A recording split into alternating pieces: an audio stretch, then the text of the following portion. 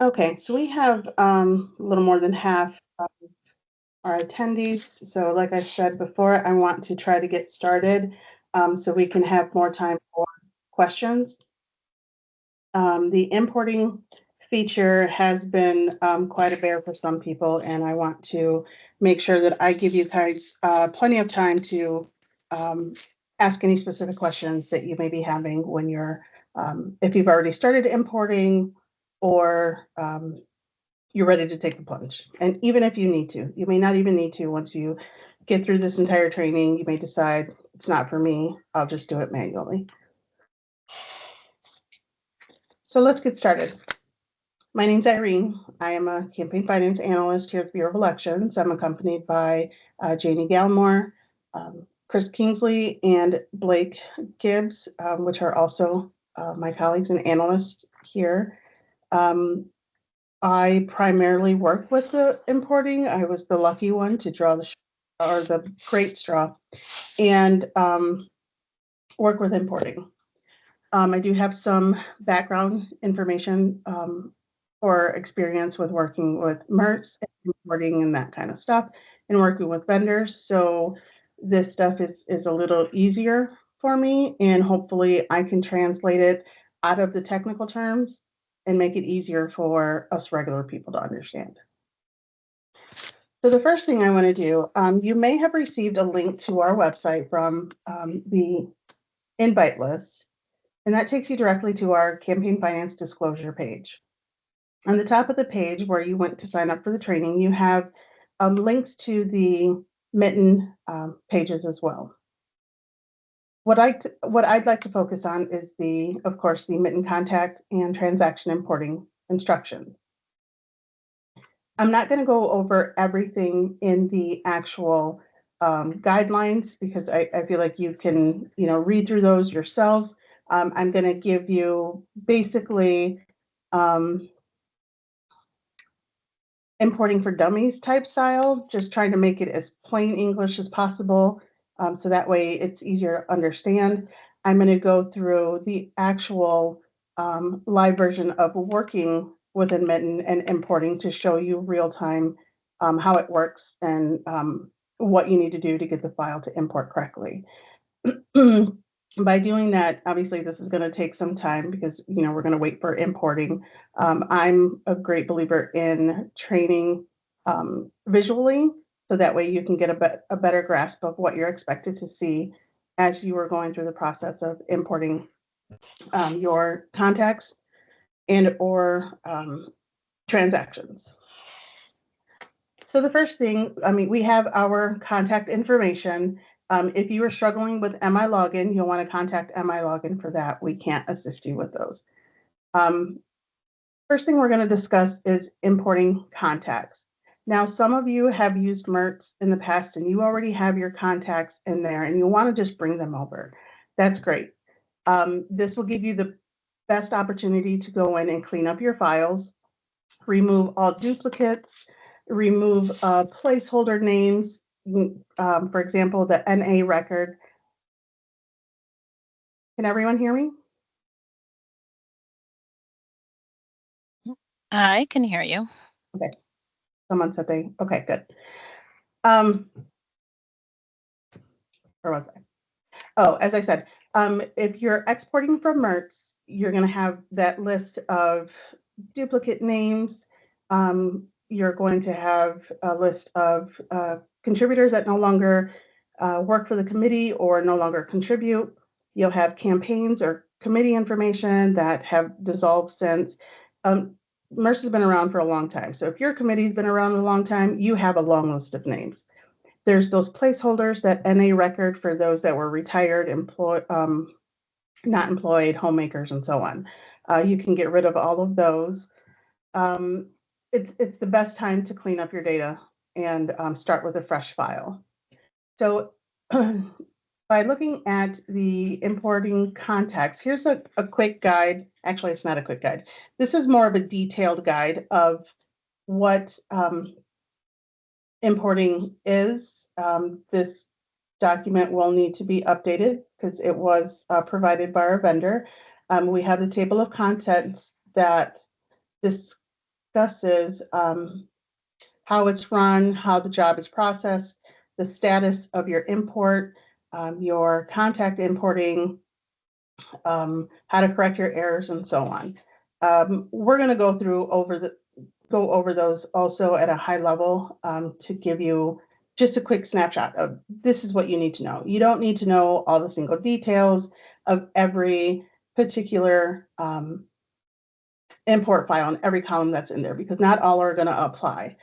But the data column still needs to be represented in order for it to import. So we're just going to go over those as well. I don't want to give you too much information because it can be overwhelming and harder to understand. And with something like this, we only retain so much in the training.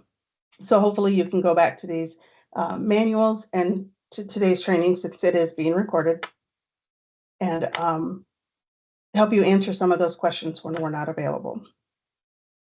So it discusses the main job. The main job is a data import.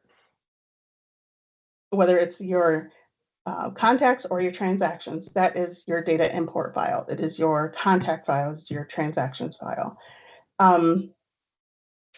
You are going to go through, as you're importing, you're going to have your statuses of pending, which is basically the system is going through and checking out that long list of transactions or contacts, contacts and transactions, to make sure there are no errors. So it takes a little bit for it to process.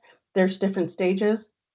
It goes through the pending. So you've just put it in, it's processing the rows, it's looking for errors. If you do see any errors, it's going to give you the opportunity to fix it, or you can cancel out and come back or go back to your Excel file and make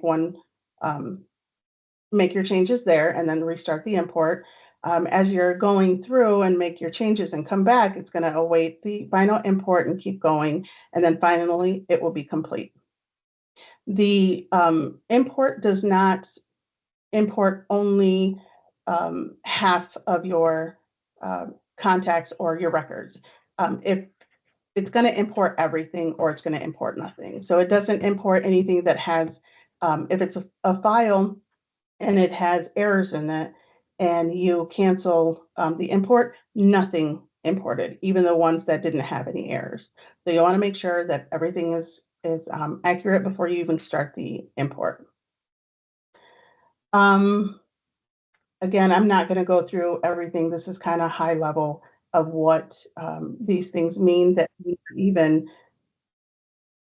may not even want to waste your time in just trying to read it and understand it, when we can make it a little bit more simple for you. So that is the MiTN guide. The import contacts into MiTN. So this is if you already have your emerts file. And this is going to walk you through step by step on how to export your names from MiTN and import them into MiTN. With exporting and importing names from MiTN to MiTN, it's already pretty close to the format that MiTN requires. Transactions is not. So even though importing contacts was easy, the importing of transactions is going to be entirely different. That's a horse of a different color. It's got way more columns in there that apply to all transactions for all committee types. But that one's a little bit bigger. With the importing of names, it's going to have the same information and in the same columns, but you'll want to know which ones are required and which ones will allow you to import without the information in there. So as I mentioned, this is a step-by-step instruction on how to export from MiTN. That's the easy part, is just going through and exporting contacts and then going into Excel. And I'm going to show you what that looks like. But this is just a quick step-by-step instruction that will walk you through how to do it if you're a visual learner like me. We have the MiTN import layout. This is a spreadsheet that you can download. This again is showing you all the details of what each of these columns represent and what information is supposed to be in there. We can go over every single one, but I think I'd like to use more of our time and just giving you that high level and showing you how it should be represented. I don't need to go over the different types for your name entries.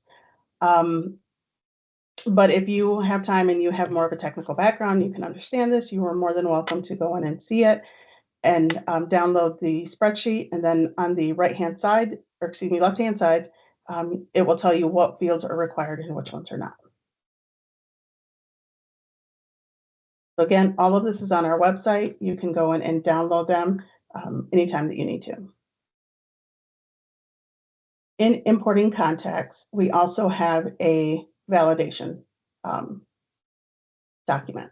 This will let you know what possible errors you could get when you're creating your import contacts file. Um, there, before, a lot of these fields were free entry fields. Now we have basically a drop list within the back end. So when you enter some of these items, you want to make sure, or if they're already entered in your MIRTS file, you're going to want to make sure that they match what we have here. So if you have, let's say, for example, you have counties that are not within Michigan, whether it's for a committee or an individual that does not reside in Michigan and live in one of our counties, you're going to want to remove that name because an error um, will be displayed for your county information. It's only looking for in Michigan. So those are other things you're going to want to clean up in your import file. There's also a value on how to identify each record. So you have your ballot questions, your PACs, whether it's a political PAC or an independent PAC, and so on. These will cause errors if the entity code is not identified properly. Now that MiTN is connected to our database, when you're importing any contact records for committees that are registered with the state or local offices, you're going to want to make sure you identify them properly. When you are importing those contacts for the state level committees, you're going to also need their committee ID number and the county information for candidates, ballot questions, political parties, I believe. So if it's a candidate committee, you're going to want to make sure you have handy their committee ID number. If you don't want to do that, you later want to come back and enter in the committee information, that's perfectly fine. If your main goal is just to get your contributor list in there, then just do the contacts for your individual contributors, and you can come back later and add whatever requirements to the committee information that you need to import over. The county has always been required when you're creating campaigns in MIRTS. That's how it tracked the cumulative totals. So in this case, we don't have to do all those steps like we did in MIRTS, where you had to create the candidate committee, you had to create the candidate, then you had to go in and create the election cycle, then you had to go in and create the campaign, and then you had to attach it to a transaction. We don't have to do all of that. The only thing we have to do now is create the committee information, create the campaign, and then you can attach it to the transaction. The county information is not required for individuals or vendors. It's only required for committees. And that's specifically candidate committees, ballot question, I believe, and political parties. It is not required for independent PACs, political PACs, or caucus, or the independent expenditure PACs as well. So no, you don't need it for every donor. That's not required. That would be way too much, and we wouldn't do that to you. So in this column, it will let you know what some of the warnings may be, whether it's a fatal error and it won't come through, or if it's, it's information that's required, but we'll still let you import the information. You can go back and fix it and add the information later. So that is the name import validation logic. And then we also have a spreadsheet that just gives you an overview of what your contact import file should look like. So I want to go over some of these columns because I know some of the questions that we get, or one of the main questions that we get is the sequence. So when you're exporting from MIRTS, it has already assigned an ID number and you didn't realize that in the back end. So it's already going to come over with a sequence or a contact ID. If you're starting from scratch and you're creating this file from the very beginning, can we link the spreadsheet in the chat, please? You'll want to go to our website and you can click on the link there and it will save onto your downloads file. Okay, so if you are starting from scratch and you want to enter in the information there, you can start with whatever sequence of numbers you want to start with. You can start, MIRTS, for example, starts with at 4,000. You can start at 2,000 or 200. As you're going through, a quick feature in Excel. If you're comfortable with Excel, that's great because you'll understand and know how to do some of these things. But just to give you a quick example, as you're going through and adding names, if you click in the spreadsheet and you'll see the little plus icon changes, you click and drag it down, it will, you'll want to autofill your options and fill series. That will number your rows for you and your contact IDs. You can use that as the contact ID as you're going through and adding your contact information. So that's just a helpful feature that you can use when creating a sequence. So a contact ID is required for your MiTN contacts. This is how it links to your transactions from your transaction import. If you're not importing transactions, it's fine, but this is really important, especially if you're importing transactions as well, because the sequence ID or contact ID has to match the transaction record. What happens if I use a number that has already been imported into? Okay, so this is another question that we get a lot. It is going to look at the ID number, and we also have more features coming that aren't available yet. We have other vendors that get information from ActBlue. They get, I don't know, they get QuickBooks or however they get their data. They can just assign it the sequence number, but you can't reuse the sequence number. So you'll want to make sure that every time you get a file, you are updating the contact ID. I don't know how you get it, and that's what was really hard about this training is everybody gets their information differently and in different formats. So what I'm trying to do is just to make sure however you get it, this is how it's supposed to look in order for it to import correctly.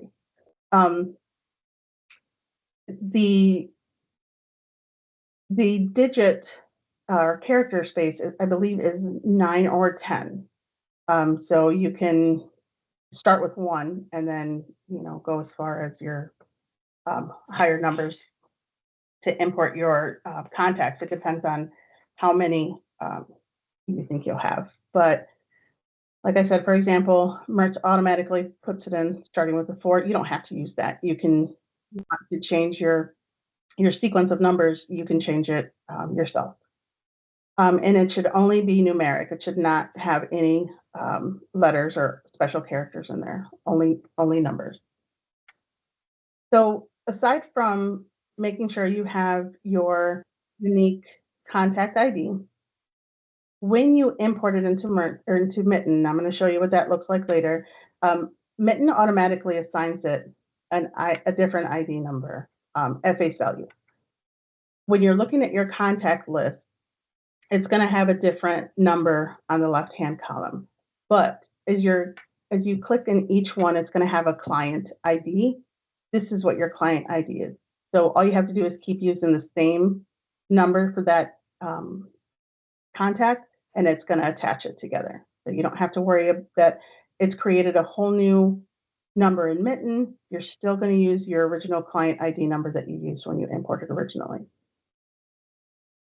So as I mentioned, a lot of these fields are required. Some are obsolete, but the column still needs to be in there. There still needs to be, I believe it's 15 records, 15 or 18 records or columns in order for it to be in the correct format. One important thing is when you are exporting from MIRTS, or if you're creating a new file, you don't want to use commas. This file should be saved in a comma-separated value file. Therefore, any column or any commas that you have, if I had a comma in this last name and put junior, it's going to shift everything over because it's going to see that comma as a whole new column. So then what it will do is it will shift the zip code to the committee ID, and it's going to throw an error and say that that is not a recognized committee ID number, and so on. But we're going to go through that too. I just want to make sure that you understand commas will shift things over. So you're going to want to make sure you have no commas. You'll have your last / business name, which is going to be the name of any vendors, committees, the last name of the individuals, the financial institution. Everything is done in the last / business name field as done previously. You have your first name field for the candidates and or contributors. Prefix and suffix. Prefix is an obsolete field. You don't need anything in there. It should probably stay blank. Your suffix is going to be the junior, the second, or however it's identified in that layout and how it should be presented. You have your address 1 field to show the address. Obviously, the second address field is for suite number, room number, anything like that. You got your column for the city information. Again, when you're created your file in MIRTS, you'll have you may have commas in here. Remove all the commas, and I'm going to show you a quick way of doing that in Excel, so that way you don't have to play hide and seek with these commas and go through each one and figure out where a comma is. State, obviously, you'll enter the state information. Then we go on to zip codes. Zip codes, sometimes users will put in the extension of 134, or whatever the 4 digits are at the end. That's fine, but there is a character limit on here, and it should only be 9 characters. So if you do have that, you're going to want to remove any hyphens that are in there. Committee ID, as I mentioned, if you are importing contact records for committees, you'll have to make sure their committee ID number is listed. Otherwise, you'll get an error that says it's required. The county information has to be county in Michigan, and it's only required for committees. In this spreadsheet or in this sample, I just put it in for everyone. You don't have to do that. It's, as you can see, this last one didn't have a county, and that's okay. That's not required. You're not going to get flagged an error for that. And we have telephone number, same thing. You're only going to want to use numbers, no special characters, no hyphens, anything like that. You still need to enter a candidate name or just the committee. Any candidate names required by the Campaign Finance Act has to have their first and last name. So it's going to have committee to elect Joe Smith, state rep. So it should have their first and last name. You do not have to create a separate record for candidate and then candidate committee. Again, county is only required for committees that are registered in Michigan. That includes locals and all state level, as well as ballot question and I believe political parties. So again, phone number, no special characters, no hyphens, anything like that. If you put in a committee ID number, it has to be 6 digits. So if the committee ID number is 1310, you're going to want to make sure you put the zeros before to make that a 6-digit committee ID number. If you get a message that says it failed, you're going to want to verify on our website to make sure that the committee ID is accurate. Phone number is not a required field, so you don't have to enter that information. If you do, like I said, just make sure that there's no special characters, no hyphens, no parentheses, anything like that. This is an obsolete field, and this is basically because of the old data that was migrated over from years past. Historically, the driver's license information used to be entered in the old world of reporting. That's not a requirement. We actually don't have you put anything in there, but the field still needs to be represented. Employer sequence. Now, this is where we get a little confused sometimes.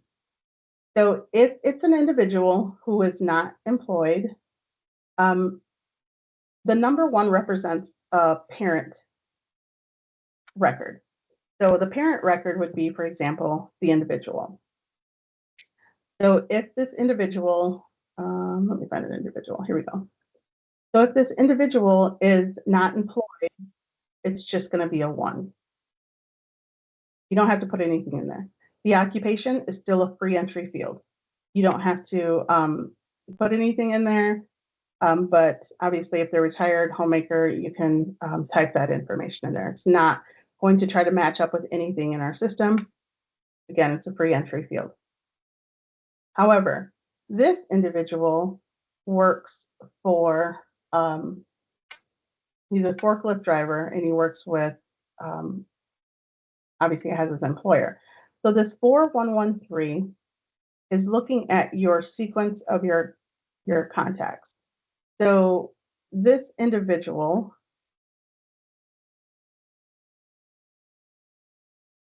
works for Lincoln Block Club. Therefore, in the employer sequence, you're going to want to put in whatever that contact record that you assigned it for the employer as the employer sequence ID. So you don't have to, again, if it's not, they don't have an employer, then you just leave it as 1.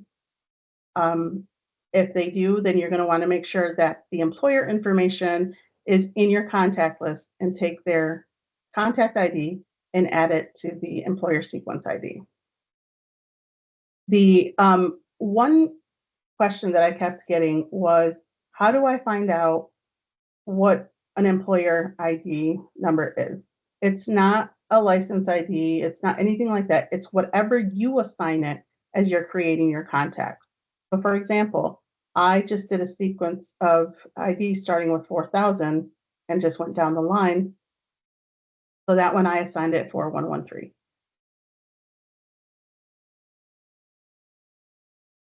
If your employer information is already in your contact list, which is going to happen, of course, because you already have the information in there, you're going to want to find out what the ID number is for that contact record and then just put it in that field. Yes, you have to manually assign the contact ID numbers.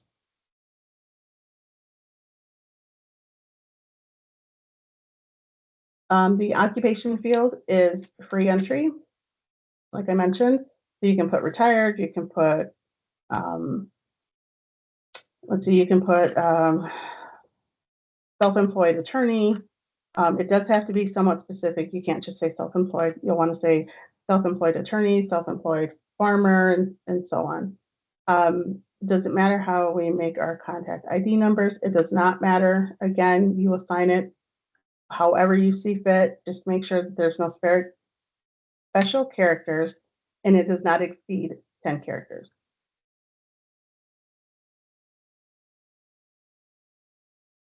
You do need to create records that say not employed. You do not need to create a name record that says not employed. It's a free entry field. for that individual, you're just putting in not employed. It's not a record.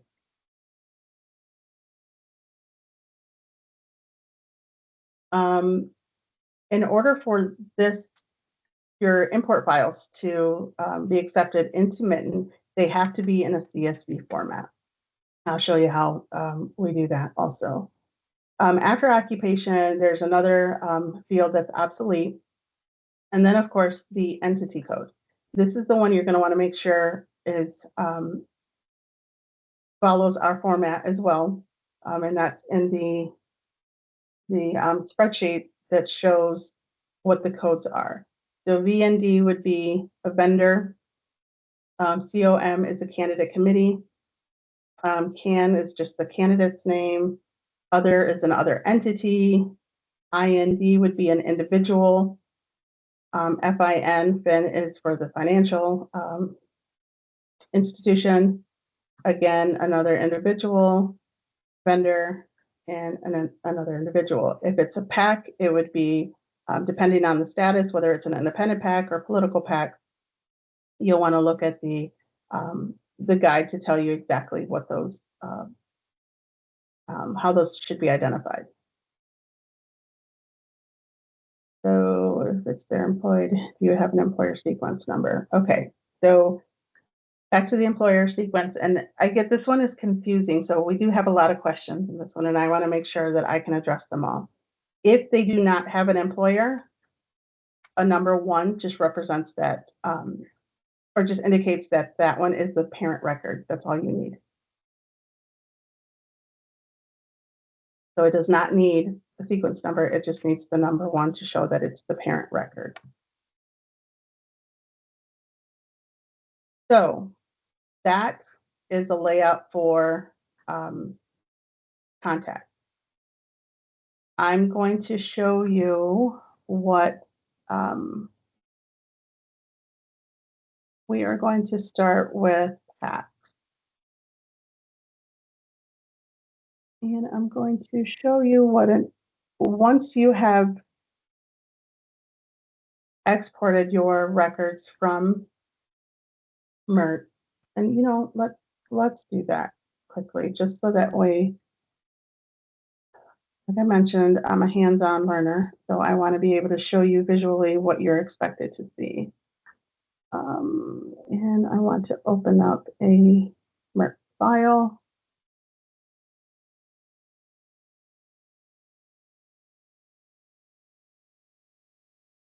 I need to find a sample one, but okay. So here's an old MiTN file from a committee that we received. I'm gonna kind of hide this information. When you're in MiTN, you're going to click on File, because here's all your list of names. I mean, that goes on and on. You're going to find that there may be duplicates in there. So this is, like I mentioned, the perfect time to go in and clean this stuff up. You're going to click on your File option and Export Name. It exports it and puts it into a TXT file. That's just a text file. I'm going to save it on my desktop, so make sure that you know where you saved it.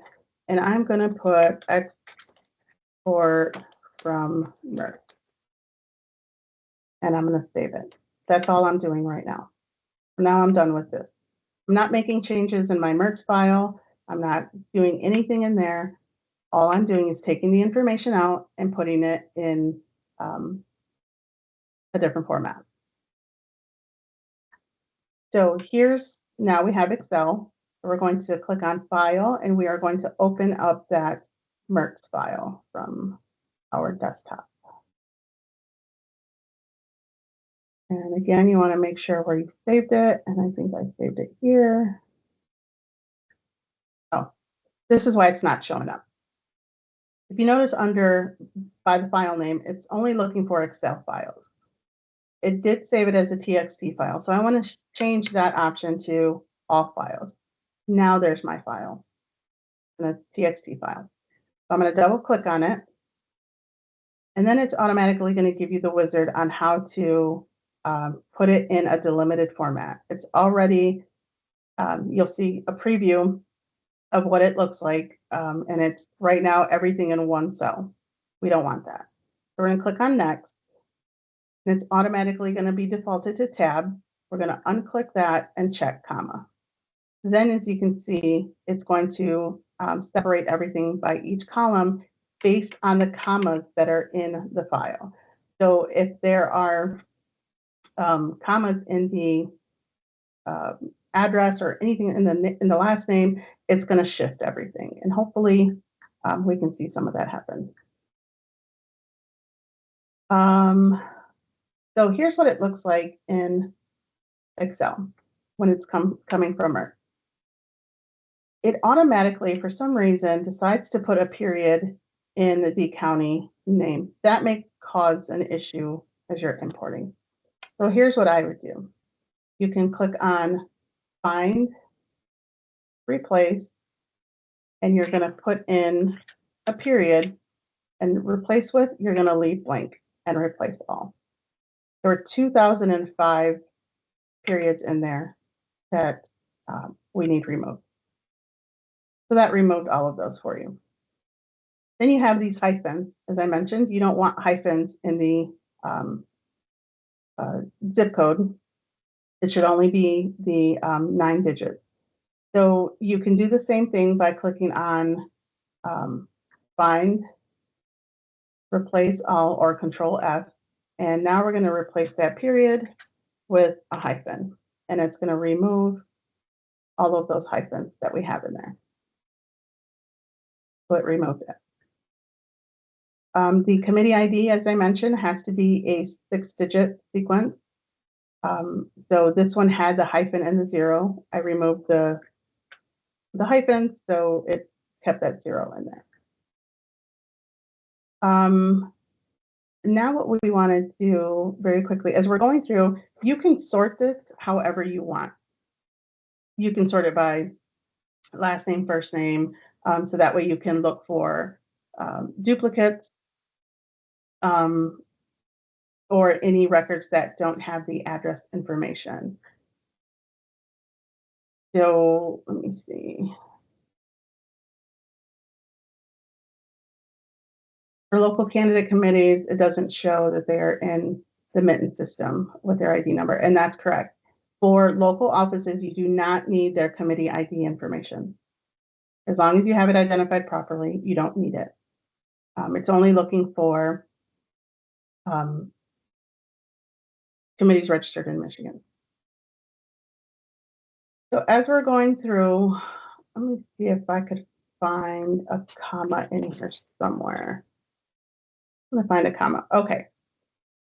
For example, this address, and I'm going to make my screen a little bigger because I know I have trouble seeing sometimes. It has a comma after the address. And instead of having number 38, which typically would go under line 2, it has it in the same address line. If you try to import this contact record, you're going to get an error because that comma is going to shift that over, it's going to shift this over, it's going to shift that over, and it's going to put the zip code in a column that it's not supposed to be. So the system is already looking for certain things.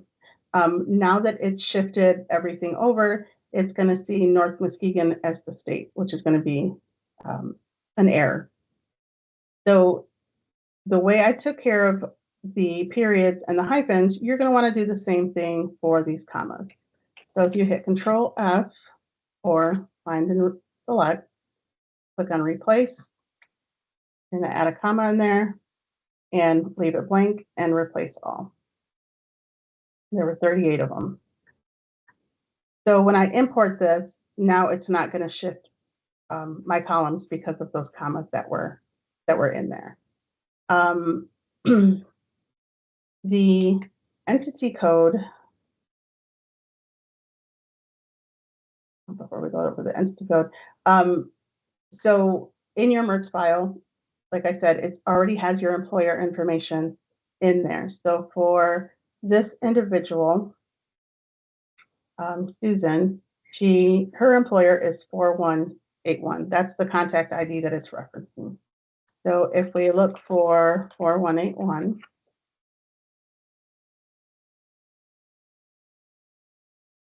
there's going to be a lot of them. Let's just do it in order. 4181, they're retired. Those retired fields you can delete.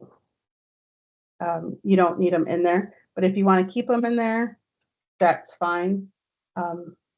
But if you take it out, you'll want to make sure that you take out the ID number from the individual's uh, employer record.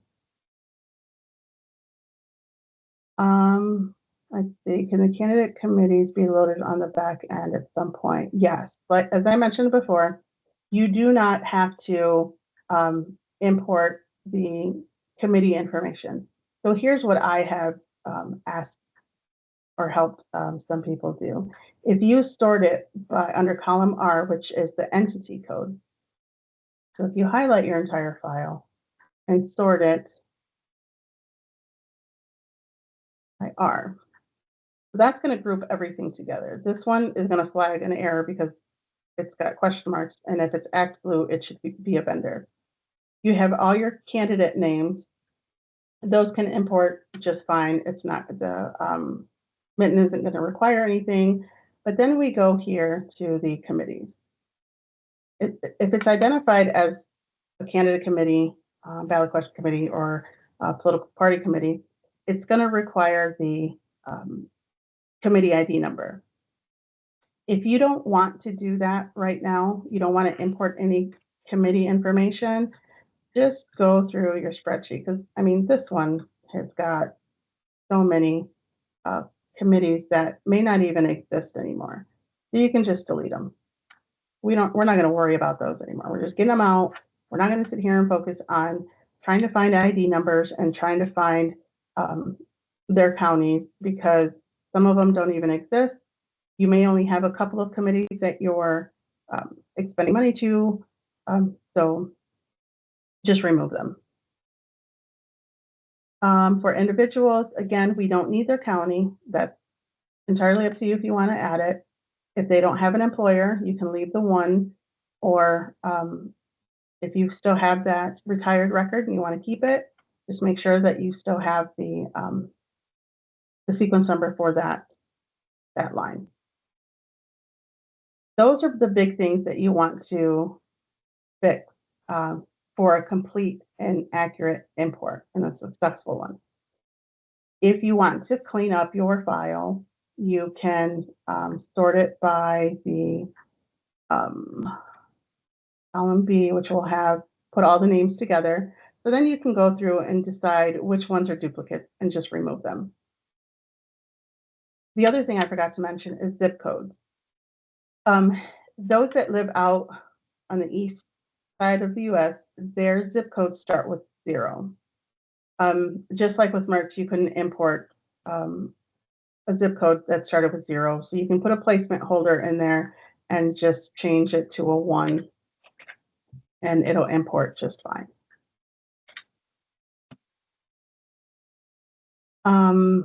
That's a big one. Like I said, you'll want to go through.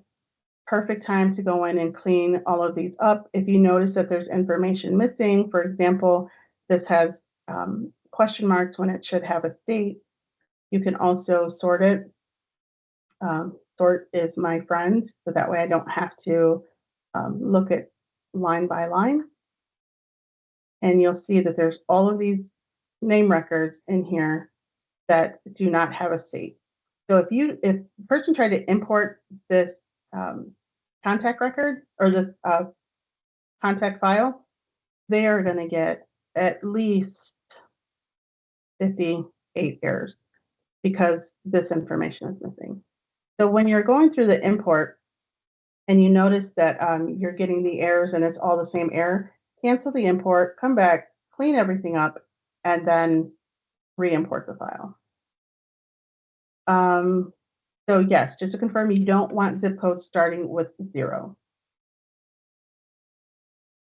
So for example, this one, we are going to, again, like we did with the committees, we're not going to worry about them. This is information we don't need anymore. Let's just go in and delete it. So that's it. And then that cleans up your records entirely. You can definitely replace the 0 with the 1 for those zip codes. Um, and let's see. This is very high level of cleaning up your data. It does take some time to do that. As you can see, there's also a question mark here for the vendor. So if you put it in order by that column,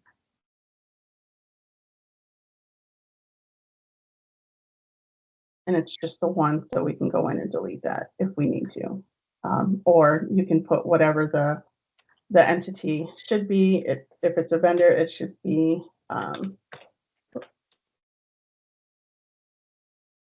vendor. So let's say everything looks great. We've gone in and we've cleaned up our duplicate records. One thing I also want to know, when you were entering in your vendor information, such as this one of PNC Bank, and you have multiple ones because of different locations, we don't need to know every location for Speedway or a bank that you use. Just one address is fine. You can use the same contact ID instead of having 5 PNC Bank records in there with all different locations. All right, so that's how we get our contact record ready. This one, for example, they had 2 people in as one contact record. You go in and clean those up and so on. That's where you're going to get a lot of your work is cleaning up that old data. Like I mentioned, depending on how long you have your committee has existed, you're going to have a lot of files or records. So here's my sample. I just went in and had Google give me a list of random names, and I just added them in there. And then I started with my sequence ID for contacts as 4100. But again, you can start with whatever sequence you want, but you can't exceed 10 characters. And then I just added the address information just so that there's something in there. The state zip, there's nothing for county, no committees, because the only thing I am importing right now are just individuals. As you can see for the employer information, it's blank. But the occupation information, it has, you can put retired, you can put whatever in there. I just have placeholders right now. And then that's an obsolete field or column. And then of course, the entity code. So I'm doing all individuals, and then I have a couple of vendors. So when I start importing my transactions that apply to a vendor, their names are listed in here as well. Again, you'll want to make sure that when you save it, it is saved in a CSV format. So when you pulled it from MERT, it automatically put it in a TXT. When you create a new Excel spreadsheet, if you're not using the import from MERT, it has it as an Excel XS or SX Excel extension. You're going to want to make sure it says CSV. Past campaigns can be removed. The data that you're importing into MiTN that you've pulled from MERT, it's not connected to your old data from the previous statement. So you don't have to worry about, well, I entered in these names in MERT and it was assigned this ID number. Do I need to use that same ID number? And the answer is no, you don't. So yeah, you don't have to put anything in there that you don't want. The employer is an employer listed as a vendor. Yeah, if they work for Speedway, then you'll enter in the contact record as Speedway and identify it as vendor. MiTN right now does not recognize duplicate names. It does recognize duplicate ID numbers. That is a feature enhancement that it, well, not to feature, we're working on it now to make sure that we can somehow track duplicates as we're going through the import the way that Mertz did. Mertz was able to look at the address field, and that's how it would track duplicates. That's how it differentiated contact records, was by address. So again, here's our spreadsheet. We are ready to import. We have all of our information, and we have, let's see, 104 contact records. So you're going to want to make sure you know that how many records you have, so that way when you're importing it, your correct number of contacts are imported. And I'm going to log into our test site. Some data in here may look like it's current information, but it's not. This is just our test site. It does not, it will not have any live data that I create. So I won't go through the whole spiel of how you get into MiTN from MI login. That's in the other training. So if you need help with that, you'll want to go back and look at those trainings to figure out how to get into MiTN. Only one address per employer. I'm not sure I understand that, but if you have multiple people that work at Meyer and they work at different locations, you only need one contact record for Meyer. So let's click on our committees. I have a long list of committees that I am associated with. We are going to start with PACS. I have a Silver Lab, so we're going to start with our Friends of All Silver Lab. Again, you have all your tabs of your specific windows and what they're used for. Right now, we're only focused on contacts. I have no contacts in there. I can create them individually. So if you want to come back later and add your committee information instead of importing it, by all means, you can enter those manually. Yes, that does comply with the statute. So now let's try importing. I'm going to upload our contacts. As you can see, I was testing. So we're going to click on our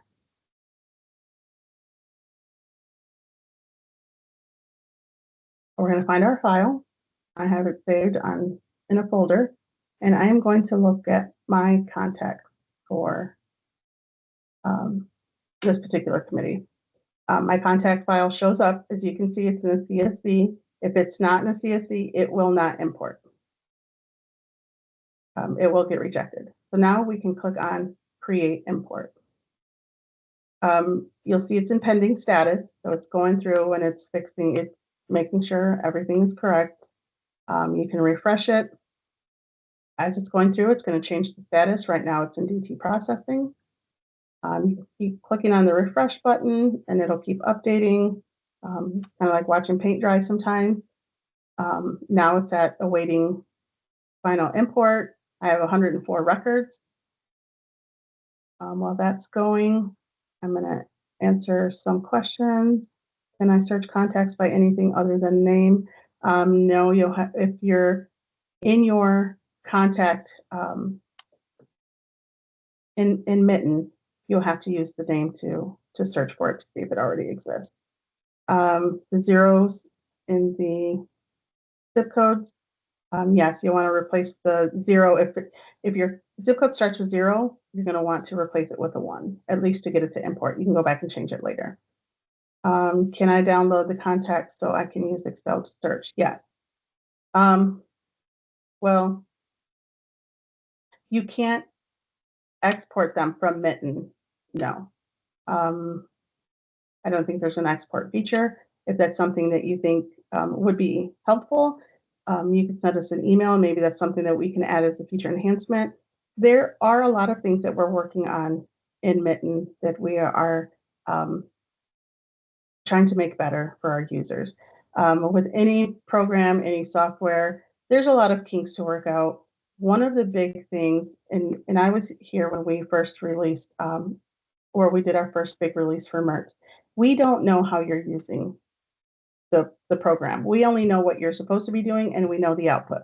We don't know how you're getting the information in there. So um, if there's something that you think may be helpful as a broader for a broader audience, please by all means just send us a quick email and say this is how I enter my information. This would be so helpful.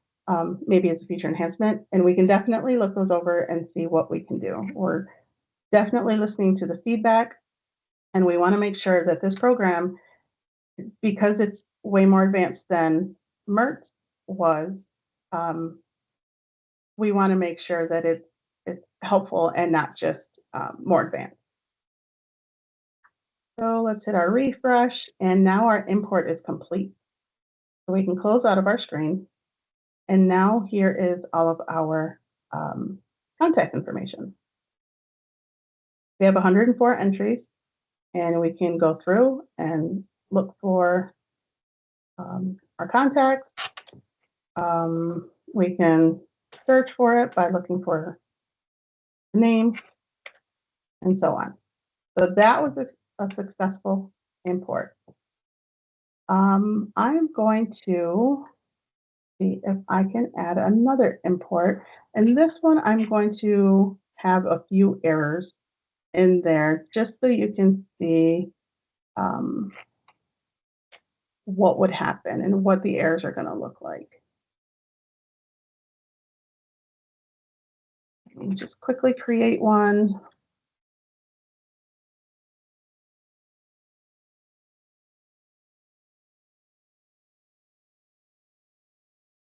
And let's take that out. And we're going to put in, what would be accounting?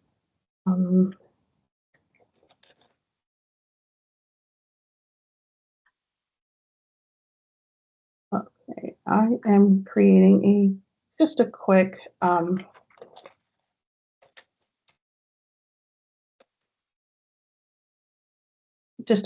It's only going to have a couple of contacts in there, and that's just to show you what happens if I do import a file that has errors in it. So I'm going back, selecting my file, and where did I save it?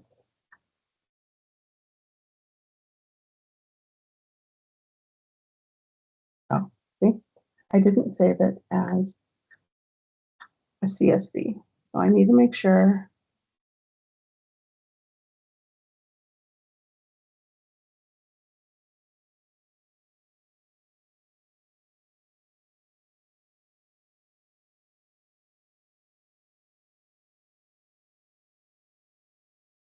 Okay, I don't know why. Oh, it's still saved as a CSV. Sorry.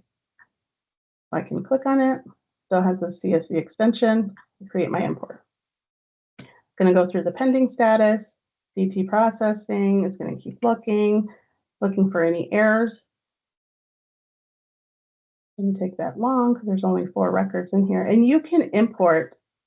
I mean, one of my last tests were over 4,000 contact records that I imported, and it did not take that long. It probably took about 3 minutes. What if the employer was manually entered into MiTN? If the employer was manually entered into MiTN, you're going to have to find whatever that ID number is in MiTN, and you're going to have to add it to your import file. So this one, we have errors. We're going to click on pending error correction. And this is the screen we're going to get that's going to let us know of any errors. If you're trying to import 100 records and you get 104 or 100 errors, you may want to see if there's some consistency with the errors, cancel the import, go back to Excel, and do one clean correction, and then come back. So this one, we just have the one. So we're gonna click on our hard required fields. It tells us that this sequence ID already exists. So as I mentioned, there are some things that it is looking for the duplicates, and it's just looking for, right now, the sequence ID, whatever you assigned it. So if you assign a new person with that same sequence, it's going to throw it up as an error. So we're just going to change that. And that's how you would fix that. If it's just one, it's no problem. You can just fix it here and reprocess it. So this one, for example, if your columns are shifted over, if I would have had a comma here in Lansing, it would have moved everything down. So right now I have Jasper in the committee ID field, and it's going to tell you, yeah, that doesn't belong there. It should be looking for a committee ID. It's going to tell you there's a request for clarification. If you want to put the county in, it's not required. You can continue. I took out the entity code, so it doesn't know how to identify this contact record. And it was an individual, so I'm going to put IND for individual. And you'll get those codes from the layout. If there's errors that you can fix, but you realize that, you know what, you don't need this record anymore, you can delete the row, and it will just delete this record. You can reprocess the row to accept your correction. You can close out and then refresh it, and then it should accept the import. It's awaiting final import, and then it's going to say import complete any second now. Like I said, this is sometimes like watching paint dry. So if you want to go back, you don't have to hit the refresh button. It's going to keep doing it regardless of whether you hit the refresh button. I just do it because I'm sitting here staring at the screen, and there you go. Import's complete. So then you'll see the new records. I just added 4, so now we have 108 contacts in there. That's how you import contacts. That is the easy part. I'm going to kind of go over some of these questions. Common reasons several of us want to export is that we have thousands of contacts, and this enables us to search and check for errors and problems. It's also for import transactions. There's not a maximum of imports. Like I said, I've imported over 5,000 and it worked just fine. Our vendors are testing way more than that. So it should exceed, should have plenty of room to import thousands of transactions or contacts, excuse me, and transactions. Is there a maximum number of transactions that can be imported in one file? No. And we'll go over that when we start talking about importing transactions. Right now, I just wanted to get the baseline for you, so all your contact information is in there.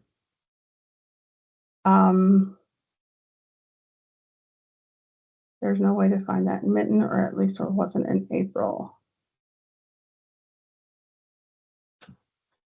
Okay, so here's what I also mentioned with your ID.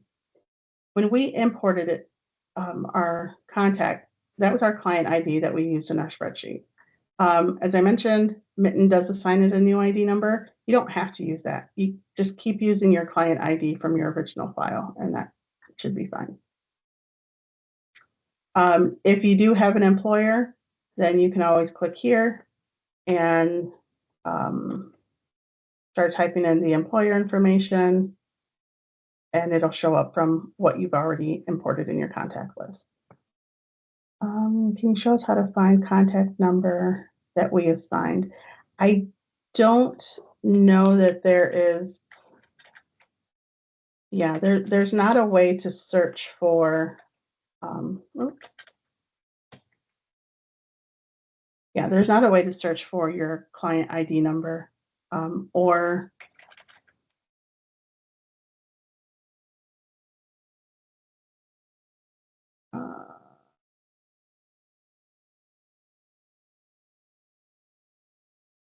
I don't think you can search for that.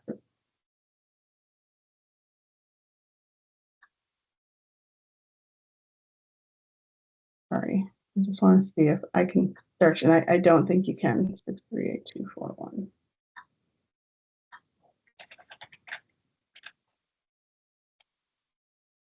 Oh, you can. You can search by the ID that MiTN signed it, but you wouldn't be able to search for the client ID that you would have assigned it.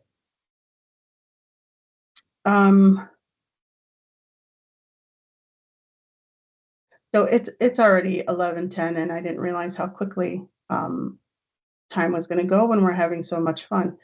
I want to give you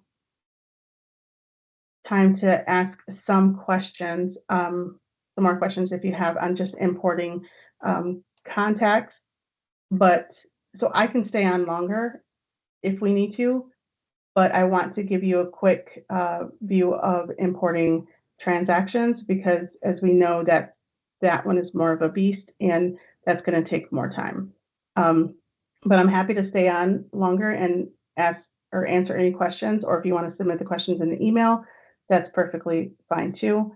And then we can address those questions that you have on the contacts. Can you talk about any success you had with upload spreadsheets from? So I have been working personally with the vendors, NGP, Aristotle, Complete Campaigns, all of them. They also have access to our test site, so they are working on finding ways to make sure that the files that you create within their program matches our layout and is importable also.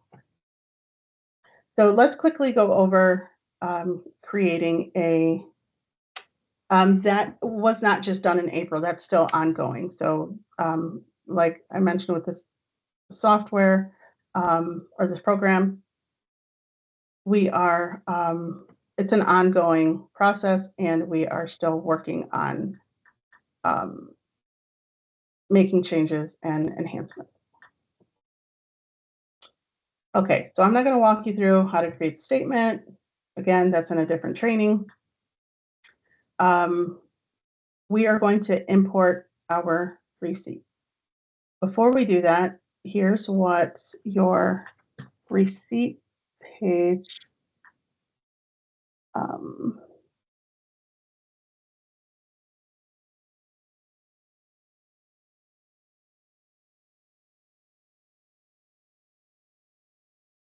okay. So here's our, oh wait, that's contacts. Wrong one, sorry. Import, let me go to a different one.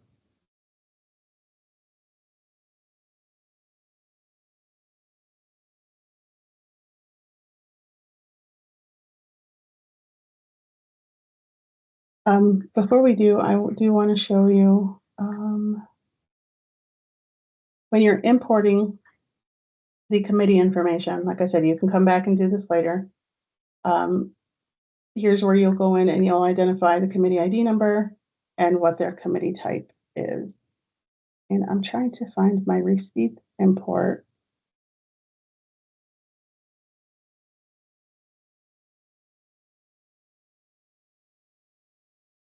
Okay. So here's what a receipt import looks like. And again, all of this information is available on our website. I'm going to pull up the sample that's downloadable from our page. So if you want to start getting that together, you can.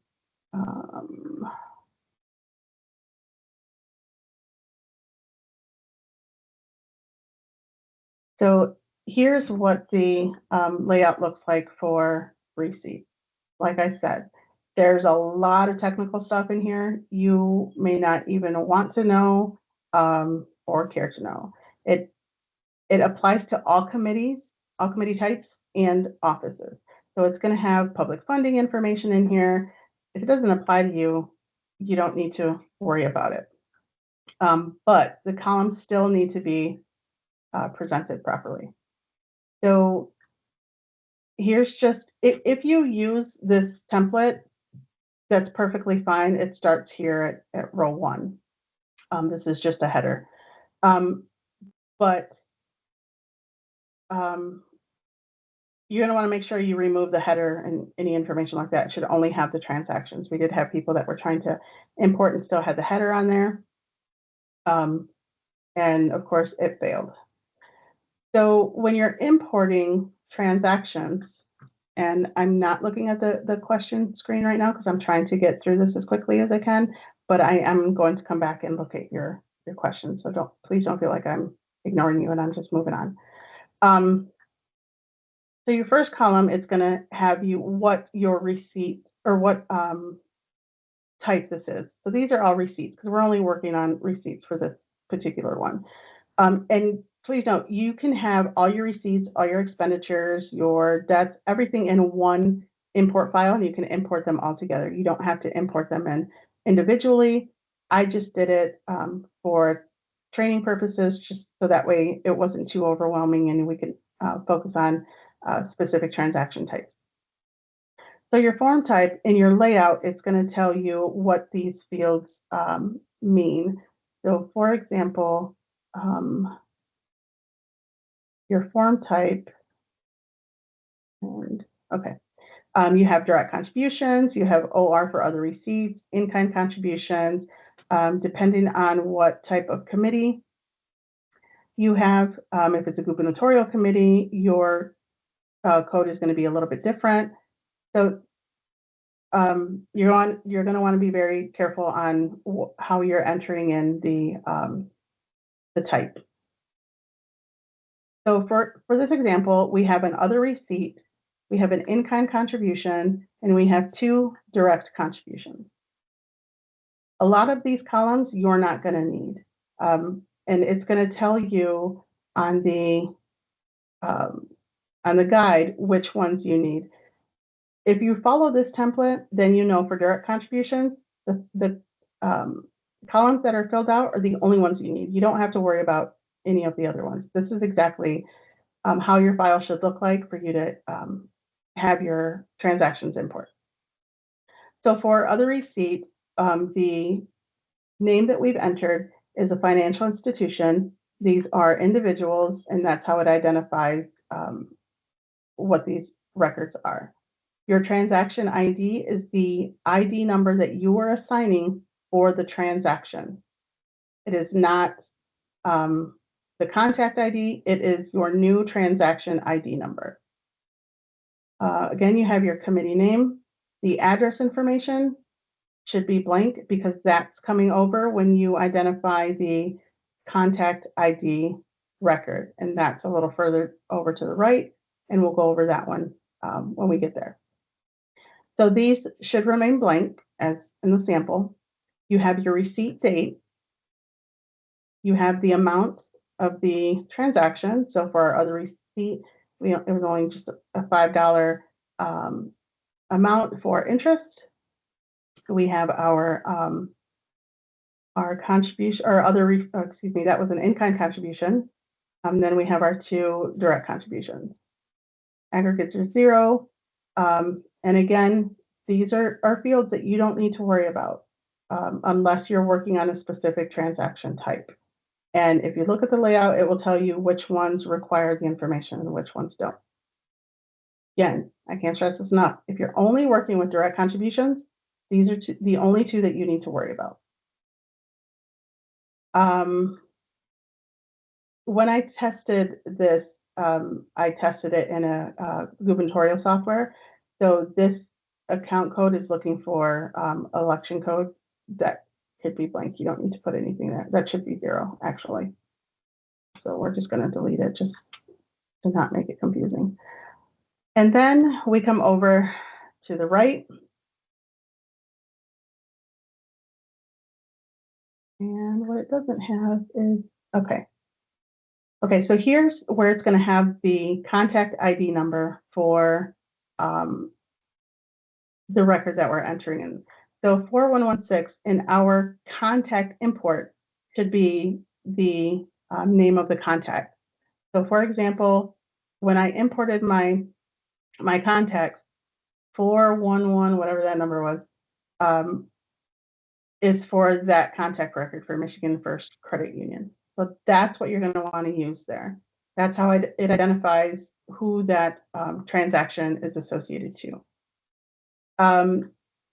The second one was an in-kind contribution. As an in-kind contribution, you'll want to put in your vendor information. So you'll assign it, or you'll enter in whatever the vendor contact ID that you created should be listed here. One thing that is on here that that is required, but I don't have it on here because it depends on your committee type.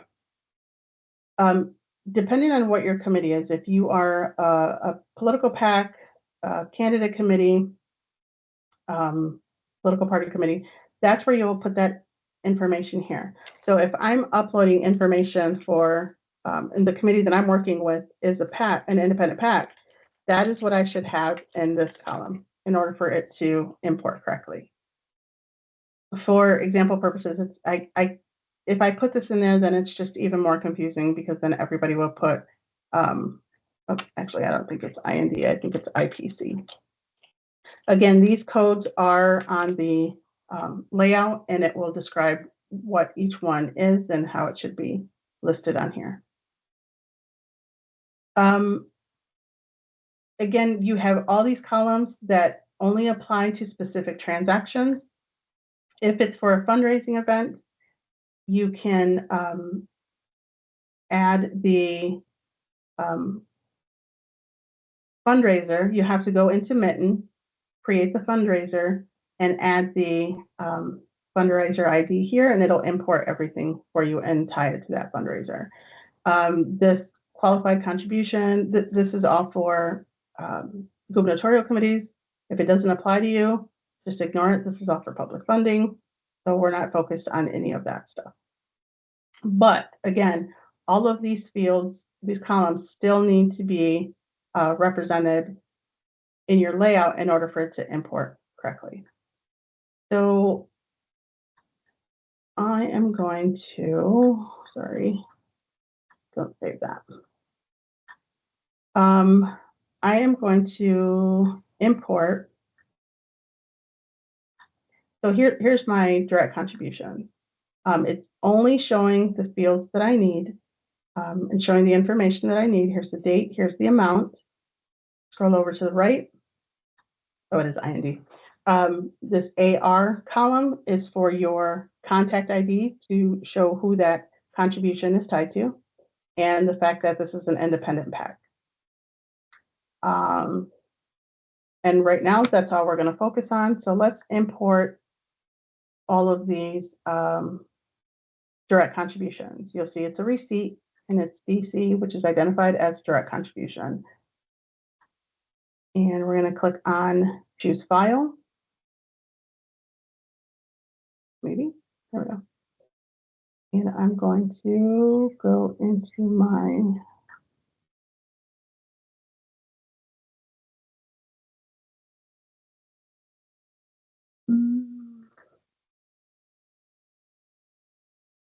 need to find my receipt.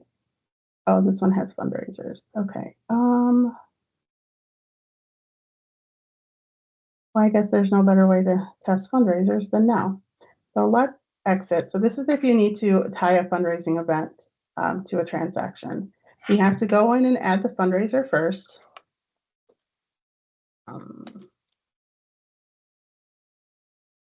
The date.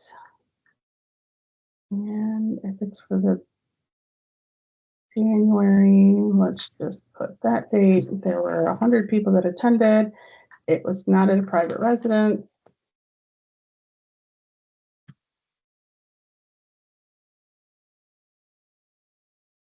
And oops, the code. So I have all my required information, and I'm going to save it. So my fundraising event is 25638-266.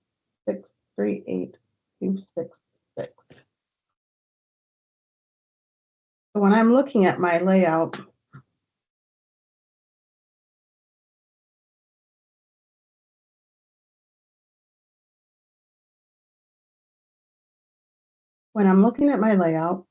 I want to add my fundraiser identification in there for any contributors that gave during the fundraising event. And for that, I will have to, I'm going to look at my layout again. I just have it open. No, I don't have it open. You do have to create the fundraising events one by one, yes, in order for it to import.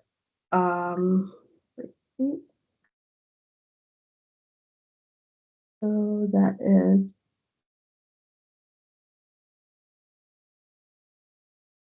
and here's what I do. If I can't,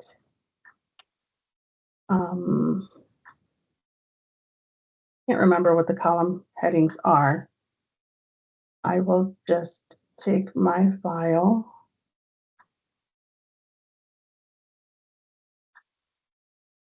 and I know this is a lot. This is very overwhelming. I'm trying to make this as simple as possible. And I do know that because I've done it so much, I'm maybe making it look easier than it needs to. But I know it's not easy. Okay, so in my columns here, I need to find my fundraiser. And then this is where I will put that fundraiser that I created in MiTN that has it assigned with this ID number. And if it applies to more than one, then just add it to everyone who gave during that fundraising event. So now I'm going to delete that because I don't need the header anymore. I'm going to save it, make sure it's still saved as a CSV file. It is. Then I'm going to go back to my MiTN program, go back into my filing. County political parties do not have fundraising events, so I don't even think you have the option to create a fundraiser. And, okay, I'm not sure. I think I might be moving too fast for the system. So I'm going to click on choose file, and I'm going to find the file that I just updated. And here's all my receipts and the fundraiser attached. So when you're importing transactions, it does not have that cool refresh button that the contact records do. But if you click on receipts, it's like a little hidden refresh button. We have 89 records. It's still processing. It's going to go through the whole thing. If you ever want to go back and see what you imported, you can always click on that and it will download that import file. If you have multiple ones and you're trying to remember which one it was, you can always click on the title and it will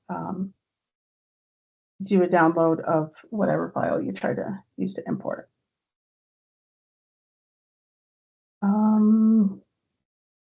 Sometimes it does take a minute. And again, this is our test site, so it may work a little slower. Now it's in awaiting final import. As long as the format matches, it's going to import just fine. So it's in the final import. It's done. Here are all your receipts, or here's the receipts that we've imported so far. When you click on it, here's our receipt, and here's the fundraising event that it's associated with.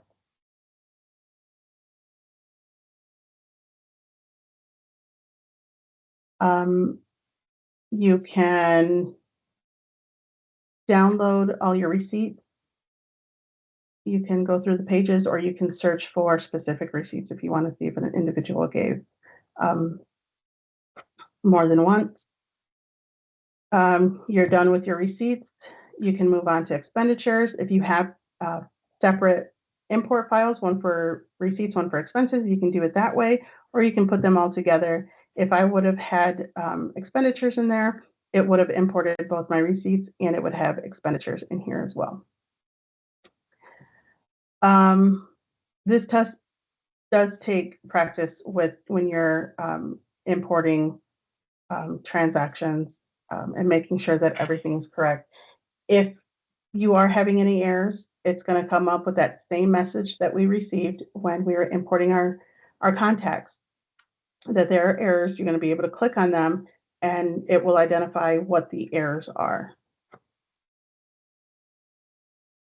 So you can go in and change them manually, or you can cancel the import and go in and do one clean um, modification to any errors that you have. If it's the same thing, if it's you forgot to add the that committee column that identified what committee type you were working with, which is this one, or you added the wrong one, whatever the case is, you can just go in, change them all, and re-import. If you think we need another training on importing transactions, I'm more than happy to set up another training just so we can get into a little bit more of the specifics of what the fields are.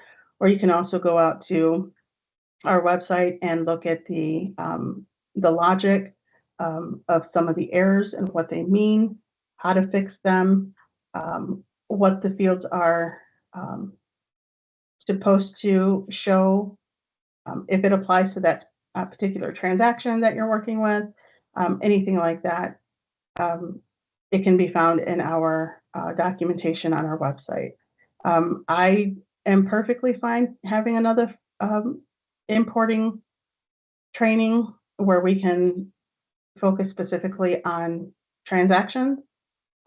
Like I said, it is hard because I don't know how you're getting your data, but I can show you how it's supposed to be represented. So if you are getting a dump from your bank of a data file and it looks like, you know, it in one way, I can't tell you how to manipulate that file. I can only tell you how it should look in the import. Um,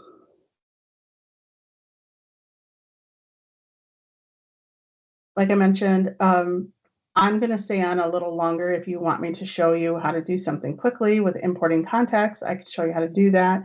If you want to have any questions specifically on the transaction import that we can quickly go through, I'm more than happy to do that as well. I'm going to go through the questions now and make sure that I've answered everything. If you have any additional questions, please feel free to submit them in the chat and I will go through and answer as best as I can. If you have anything specific, or like I mentioned, you have a feature enhancement suggestion, please submit those by email. We can take a look. We are listening to our users and we're trying to make this as user-friendly as possible as we can. Can't please everyone, but we are definitely doing our best to try to make this easier. If you don't have any other questions or you don't need any additional help, if you think we do need an additional training, please again submit that in the email and we can try to schedule a few more trainings to help, because I know not everyone can make them on specific days. I'm more than happy to have other trainings available. Other than that, thank you for attending today's training, and I hope I made it somewhat easier. But if you have any questions, please don't hesitate to contact us. Thank you.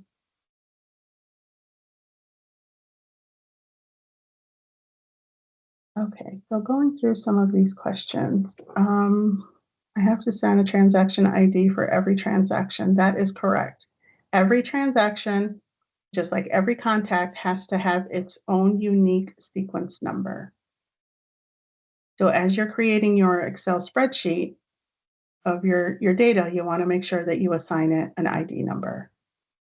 The sample transaction spreadsheet you have on the website does not have a date or amount columns. It should, because that's where I pulled it from.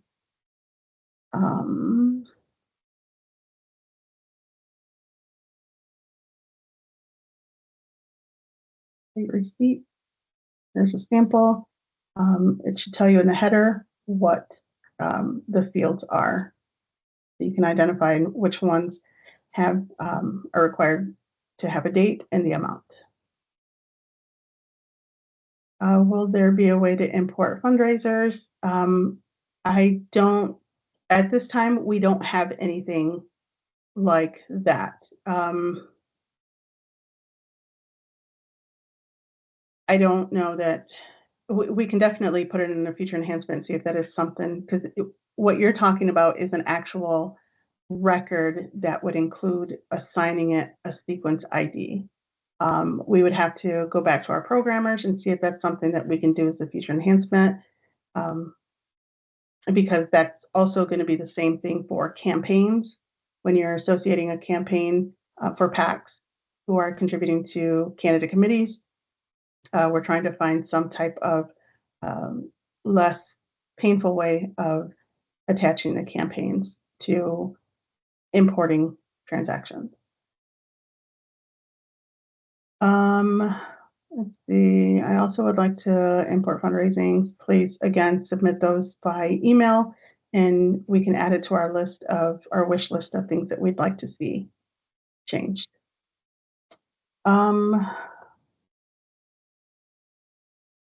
Let's see, for contact records, if we do a bulk upload and assign contact ID numbers, then do a subsequent bulk upload, how do we keep track of the contact ID numbers to make sure they match contacts across uploads? And that's one of the things that I mentioned before. We don't know how you're getting the data in there. We just know how it looks and how it's presented on our end. So however you get them, I have spoke to a couple of committees and they said they basically just get the same, like for payroll deductions, for example, they get a list of everyone that gave during that that time period. So then and they've already imported all of those names. Now the next statement comes and it's the same people, but there may be some additional contacts in there that weren't in the original one. How you go through and figure out which ones are new and which ones aren't, I can't tell you how to do that from your side. I can only tell you that when it comes into MiTN, each individual should have their own unique sequence number. So if you have to have your own master copy of your original import and how you assign them and then sort it, however you want to do it in Excel, I mean, that's one way. But as we're moving forward with future enhancements and looking for duplicates, hopefully that will take care of some of that also. If we use the MiTN generated contribution, do we include the dash? Yes, include the dash if you're using that that number, that ID number that MiTN assigns it for the fundraising event, especially. Yeah, you'll definitely want to use that number. And the fundraiser ID be listed on the list of fundraisers. After I entered some yesterday, I had to go back into each fundraiser and grab the ID number. Yeah, unfortunately, again, that's another feature enhancement of finding a way to add the fundraiser into the import without having to go into MiTN and creating the import first, or creating the fundraiser first, excuse me. If I'm importing 100 transactions from a file generated by ActBlue, how do I match up the numbers? Again, that's something that you're going to have to do on your end when you create your master copy of contact import. How do I look up each contribution to find a contact ID number?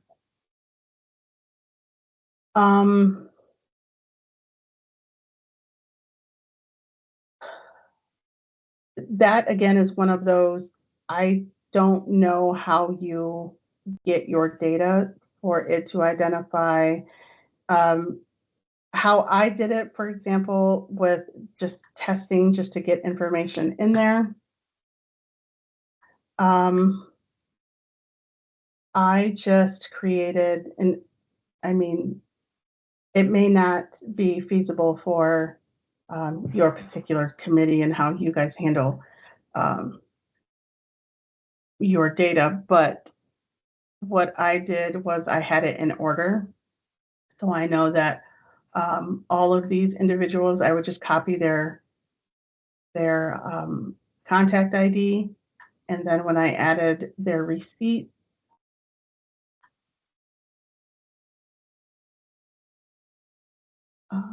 come on, there we go.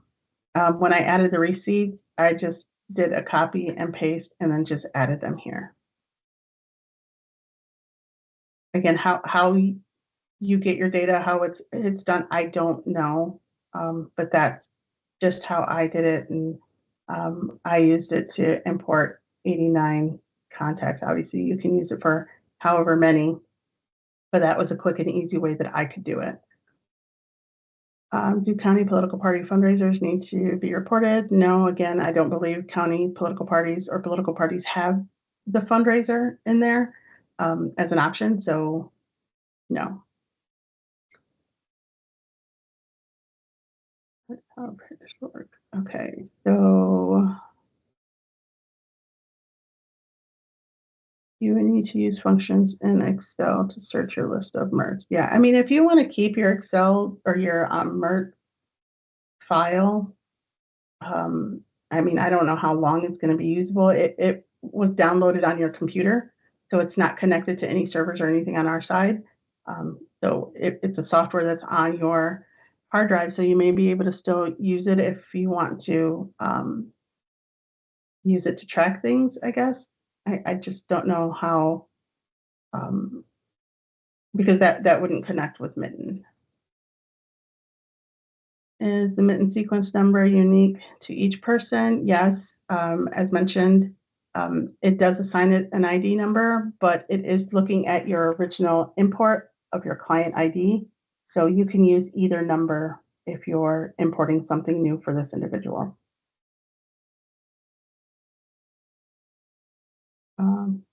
Keep in mind if you create. Yeah, exactly. I mean, if you want to create an Excel spreadsheet, like I said, a master copy of your contacts and each reporting period, you're getting a new list from your bank or whatever the financial institution or ActBlue or anything like that. You'll just download them, and then in Excel, you'll figure out which ones are new and which ones are not. I had issues reprocessing manually in the April report, and MiTN wouldn't accept it. I had to delete and re-import. If you're getting um, during the April release, there were a lot of bugs. There were a lot of things that we have since then fixed. Um, if you go to our website and under committee contribution analysis, for example, there is a link to any MiTN fixes that we are currently working on, any updates and anything that we've resolved since April. So as you can see, there's quite a few issues that we found when we were going through the April filing and try to get most of them fixed before the July filing.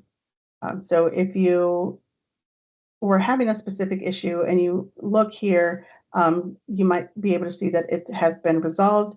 If not, send us an email and we can look into it and let you know if it's something that's still being fixed. We're not done. There's still other things that we are, issues we're working on. So if you click on issues we're working on, here are some items that we are currently testing and fixing. So that will give you an idea of what is to come, hopefully before the July filing.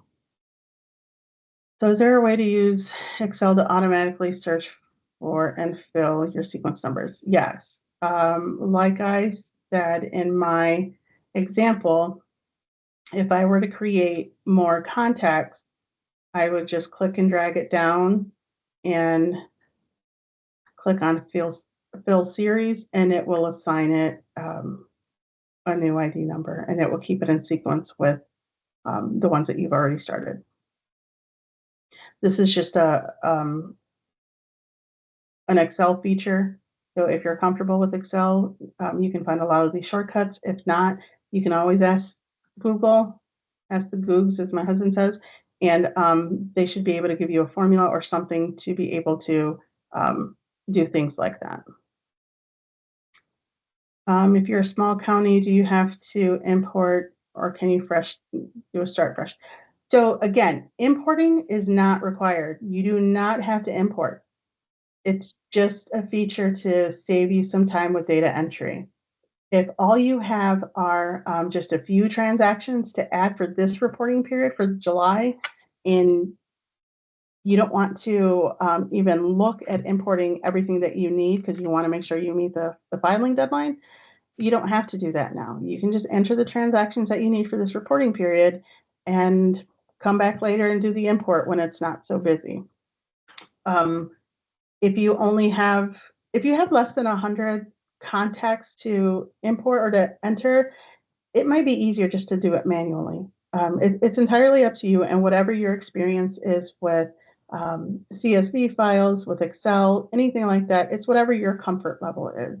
It does save you data entry time. So if you have more than 100, it might be feasible to use the import feature, but if not, I wouldn't worry about it. I wouldn't waste your time because it can be a headache for anyone that's ever done any type of programming or anything like that.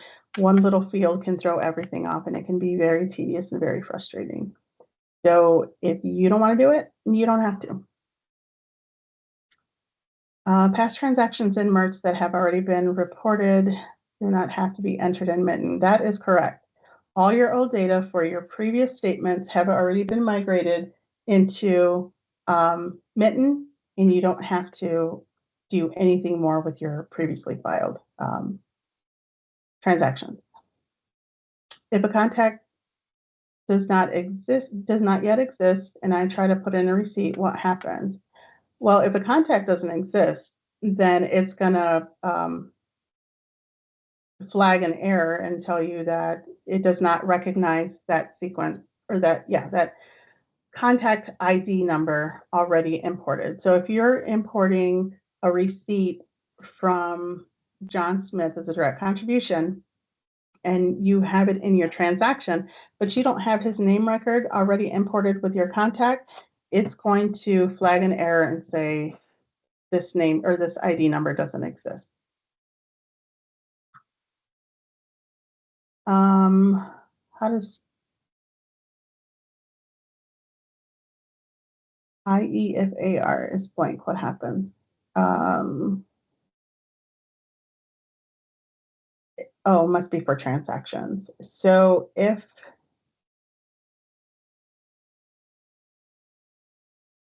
open up my transaction.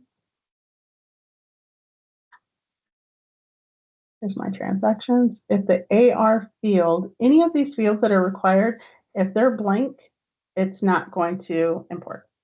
So your AR field or column is for your contact information. If you don't have anything in there, it's not going to know who to associate the transaction to. So it's going to flag it as an error. So you want to make sure that you identify properly the contact that this transaction should be tied to. For contact records, if we do a bulk upload and assign contact ID numbers, then do a subsequent bulk upload, how do we keep track? Again, that's however your way of tracking your contacts and your contact IDs, you'll have to figure out how to keep track of them in your spreadsheet. If we use a 1 in place of a 0 for a zip code and do not go back and edit, why do we need to edit it? You don't have to, it's just for importing purposes. It's the 0, it doesn't come over as a value, um, typically with most programs. So like with MERTS, you couldn't import um, a contact with a 0 beginning number for a zip code. It would have flagged an error even then. But if you're in MERTS or in MiTN, you can create a new contact record and it can start, the zip code can start with 0. It's just basically for importing purposes. Contacts that are manually entered, not imported, don't reflect an assigned client ID. That is correct. If a contact record is entered in manually in MiTN, it does not have a contact or a client ID. This will be blank. And then if you're going to import transactions, you'll have to find the ID number for each individual and then add it to the transaction. So that would be a lot of work. I will be using the same contact ID number in each import. Yes. If it's the same individual, use the same contact ID, which is the client ID. As long as it matches up, it's going to connect each transaction to that one contact record. Does MiTN allow for exporting client ID numbers? No, it's not going to export the client ID numbers because the original import of the client ID numbers was retained by you. So you should have that before in your file. Is there any plan to combine contact files with transaction files? So we don't, you know, so like I mentioned, we don't know how you got your data, whether it's from a vendor or anyone else. But the import file previously had the name and address information as opposed to a contact ID number. If we're going back that direction, I don't know. That's definitely something you could send us an email on and we can look into. But as of right now, no. Finding a different number for every transaction would be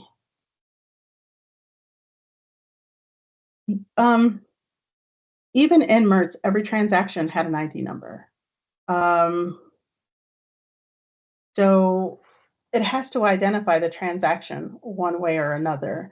So it's going to have some type of ID number, whether it's generated from MiTN or you generate it from your import spreadsheet. Either way, if you're entering it in MiTN manually, it's going to assign it transaction ID. And same thing with contact record. If you're creating a spreadsheet on your own, you still have to make sure that you're identifying each record with a unique sequence, whether it's the transaction or the contact. If an item isn't fixed before July, what do we do? So there may be some items that aren't fixed before July, but as long as it does not stop you from filing, we are making sure that nothing, any bugs or anything that are in the system or any enhancements are not stopping you from filing your statement. You may have some issues, some things that may take a little bit more time or whatever the case is, but nothing is going to stop you from filing.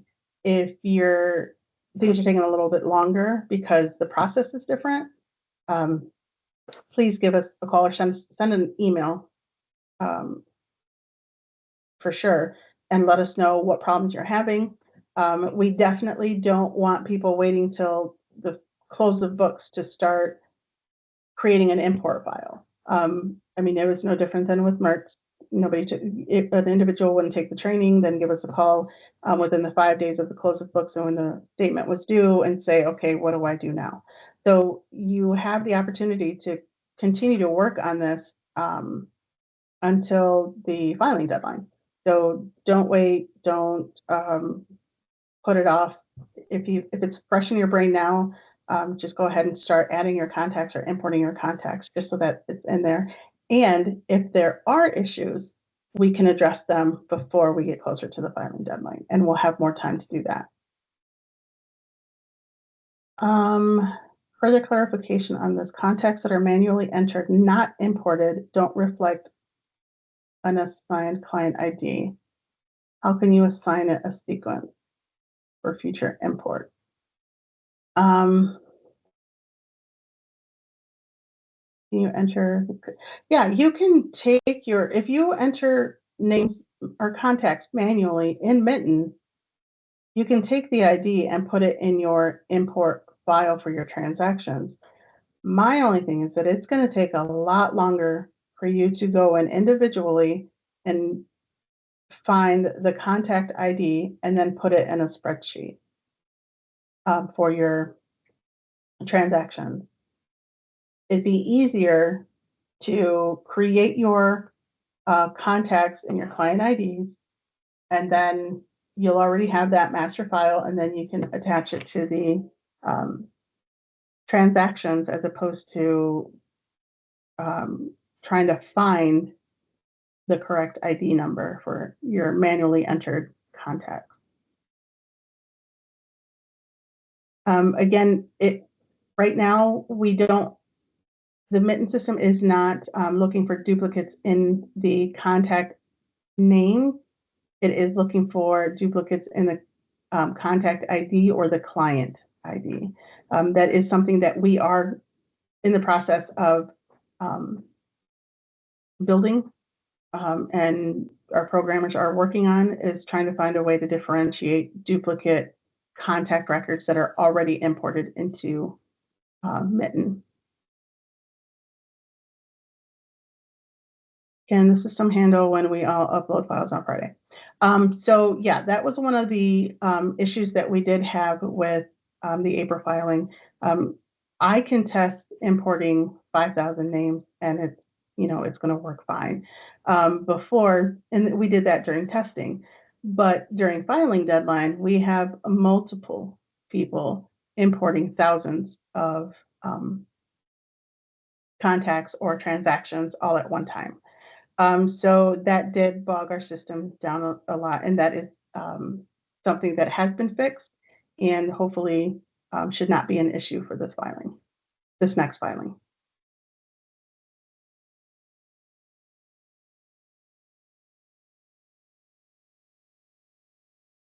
It looks like I've addressed all of the questions in the chat. If there's anything that I missed, please send me an email or send us an email to the MDOS-campaign finance at michigan.gov email box, and we can respond as quickly as possible. The contact is already entered manually. There's no way to go back and assign it a sequence ID. No. Well, if a contact is already entered manually, let's say Benjamin Anderson has already been entered in manually. Then you go in and you create a spreadsheet of your new contacts that you want to enter, and his name is listed in here. It's not going to, right now, because it's not looking at duplicates, it's going to find whatever new contact record that you have in your import list and you assigned it a contact ID number, it's going to see it as a completely different record. It's not going to match them up. But again, we're working on a way of looking for duplicates. So hopefully that would be able to track it regardless of whether the client ID or the manually entered ID number from MiTN is assigned. Sorry if I missed this, but is there an estimate of when NGP integration will go live? I can't speak for the vendors and what they have going on. All I know is that we have been in communication, and I've been trying to address their questions. There are some things that they're trying to figure out, just like, in some of these questions, how do I get a new list and make sure that it doesn't duplicate an already imported list. So there's things that they're trying to work out. I don't have any idea of what their timeline is or what they're currently working on. I just know that if they have issues, they contact me, and we try to resolve whatever issues we have.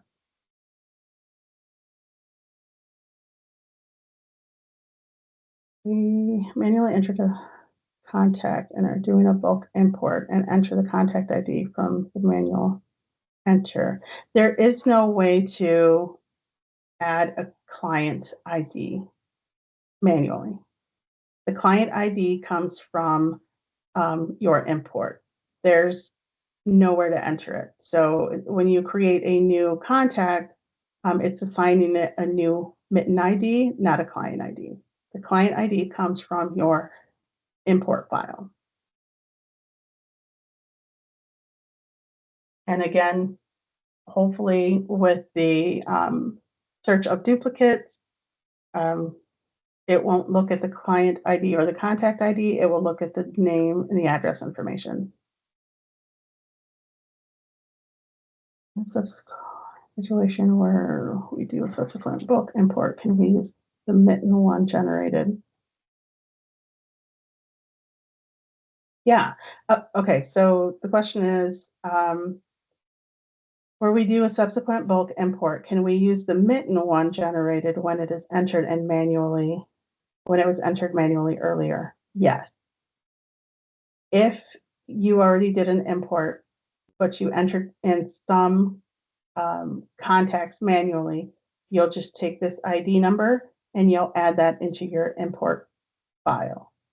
And that's what you will use to identify the contact record. I hope that answered the question. Okay, good. All right, well, it's 12 o'clock. Again, if you want to have additional training, I think we are probably going to try to get one here in the book soon. Please send us an email and we'll try to get something set up and focus on transactions as well, because that one is a lot bigger. I didn't expect the contact one to go this long. But hopefully a separate training maybe on transactions will help clear up some of this this other stuff too. Thank you again for attending today's training, and we'll talk to you soon.